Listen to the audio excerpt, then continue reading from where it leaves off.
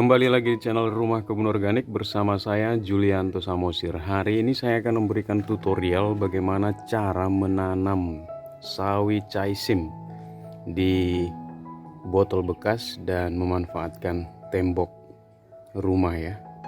Jadi ini tembok pagar rumah. Yang pertama kita menggunakan saya menggunakan aqua yang 1,5 liter ya.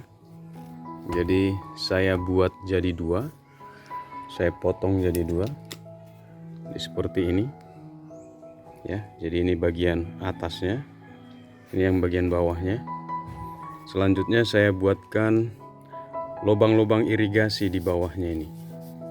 Tujuannya adalah untuk kalau hujan atau penyiraman berlebihan, air bisa rembes dari lubang-lubang ini seperti ini.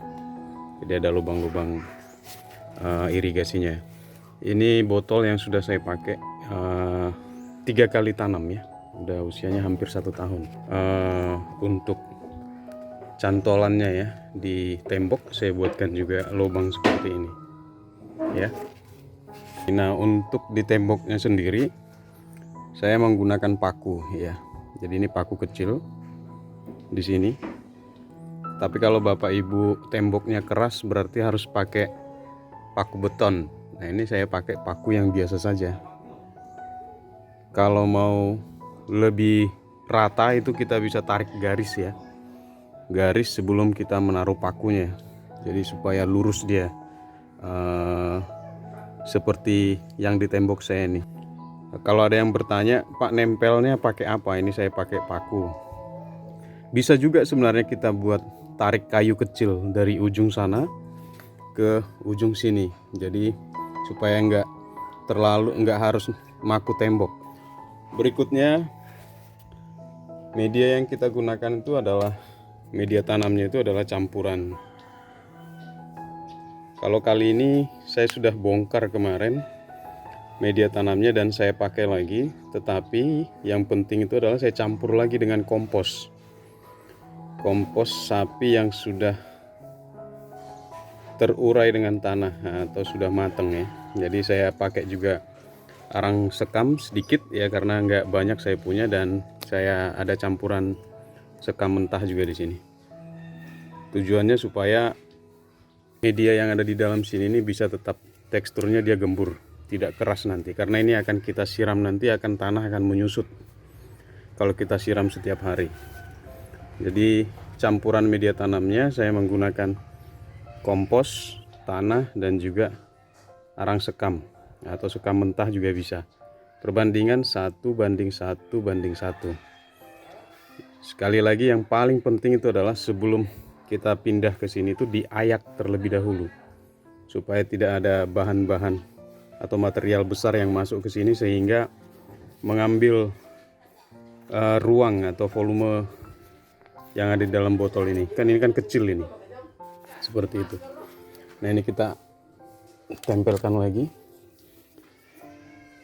Selanjutnya kalau biasanya saya semai terlebih dahulu bibitnya. Nah, kali ini saya akan langsung tanam ya. Jadi tidak perlu pemindahan lagi. Ya, kalau ada yang biasanya bertanya saya pakai benih merek apa ya. Jadi Bapak Ibu, saya menggunakan benih merek ini. Saya bukan promosi ya, dan saya juga nggak dibayar untuk ini. Tetapi yang saya biasa pakai memang ini ya, baik di masyarakat ataupun di kebun ini. Jadi Sinta ya. Karena benih yang kemarin kita ambil dari sini ini sudah nggak dapat banyak, jadi saya tanam sudah habis ya. Ini bisa dibeli di toko pertanian atau di online, sekarang ada banyak yang jual. Ya, karena kan kita semai langsung di sini, jadi tidak akan ada pemindahan, langsung di botolnya. Saya akan semai masing-masing botol ini 2 ya. Tetapi ini nanti idealnya adalah 1 pohon di dalam setiap botol ini. Kenapa kita semai 2? Karena benih itu dia hanya bisa daya tumbuhnya itu di antara 80 dan 70. Kita semai 2 untuk mengantisipasi apabila ada benih yang tidak bisa sprout ya atau tumbuh ya. Jadi saya akan semai di masing-masing botol ini 2 supaya nanti bisa menyulam, atau kalau tidak tumbuh di bagian yang lain, di botol yang lain, kita bisa pindahkan ya. Nanti gini, kalau sudah besar kita tinggal pisahkan, kita bisa tanam di lahan atau di media yang lain.